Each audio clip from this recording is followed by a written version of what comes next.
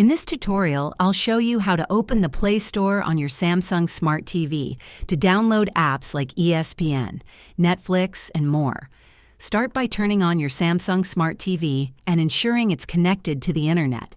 Using your remote, press the Home button to access the main menu. Navigate to the Apps Boom section, usually located on the home screen or sidebar. Look for the Samsung App Store. Note that Samsung TVs do not have the Google Play Store, as they run on Tizen OS, not Android. If you're searching for a specific app, use the search bar in the Samsung App Store. Browse or type the app name to find and install it. For Android apps, consider using a compatible streaming device like a Chromecast or Amazon Fire Stick, which supports the Google Play Store. If this video helped you, please like and subscribe to this channel for more tips. Thanks for watching and enjoy exploring apps on your Samsung Smart TV.